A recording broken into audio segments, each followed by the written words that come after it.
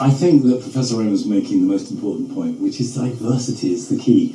Monoculture will always be a problem, whether it's on a huge scale or on a garden scale. But if you grow lots of different things, the majority of them will be absolutely fine.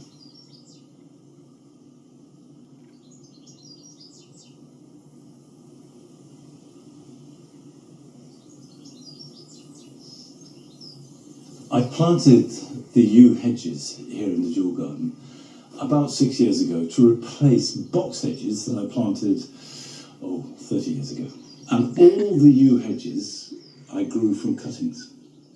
And at this time of year in midsummer, it's a good time to take evergreen cuttings. And what you want to look for are nice, strong, upright growths. Remember, a cutting is a clone, so whatever you take it from, it will look exactly like that. But with softwood cuttings, you just need to bear something in mind, which is that they strike roots very quickly, but they also die very quickly. So you need to be prepared. So you absolutely have to have a polythene bag on you. And when you take your cuttings, put them in and keep them in. And that just slightly reduces the evaporation and buys you a little bit of extra time. Let's take that. Well, that's a nice one. There we go. And that. Seal it, and these zip bags are brilliant for this.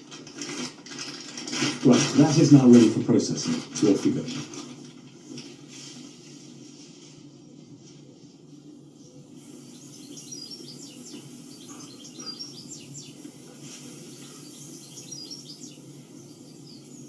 The important thing when you're taking any cuttings is drainage. Now, I've still got some perlite, so I can use that and it's very good, and you can do it with pure perlite. But I am in the process of replacing perlite with cork, because I discovered that at Gardens World Live.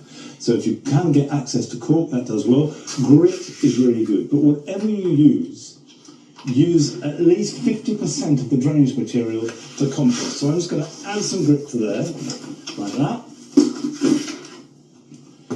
Mix it in with my hand, so I've got a really gritty area of compost. And then get your pot ready. You haven't opened the bag at all yet. You want a sharp knife. Open the bag and take out the material. That's too long, so I've got a pot like that. I'm going to cut that back like that and strip off a lot of the leaves. Don't just try and force it down into the compost, because that will damage the point from which the roots will come. So always make a hole and dip it into there. I might cut that back a bit, just below the node.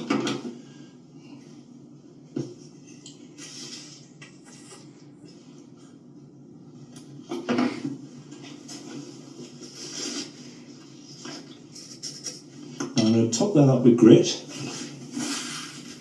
like that. Label them with the date.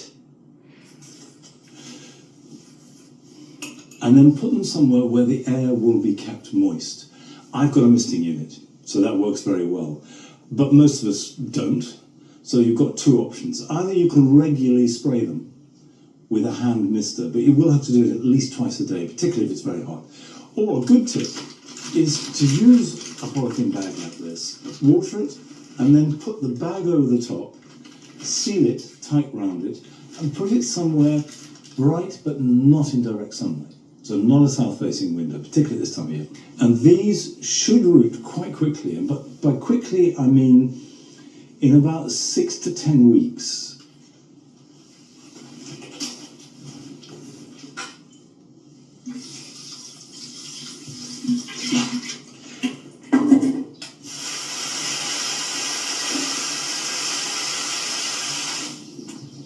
If you've got a yew hedge that you haven't yet cut, that is a really good thing to do right now. And if you haven't got a yew hedge, here are your jobs for the weekend.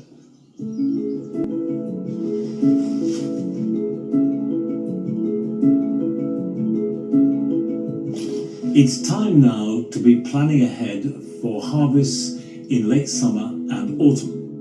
And I'm talking about crops like endive, beetroot, or little gem.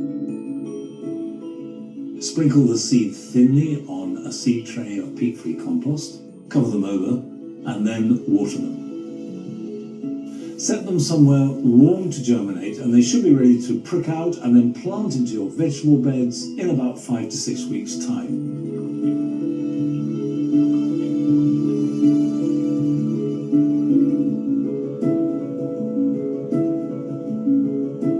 With these instances of very hot weather that we're increasingly having, it's a good idea to cool down your greenhouse. And the best way to do that is to wet the floor once or twice a day. It'll both cool it and increase humidity, which is a good way of combating red spider mite.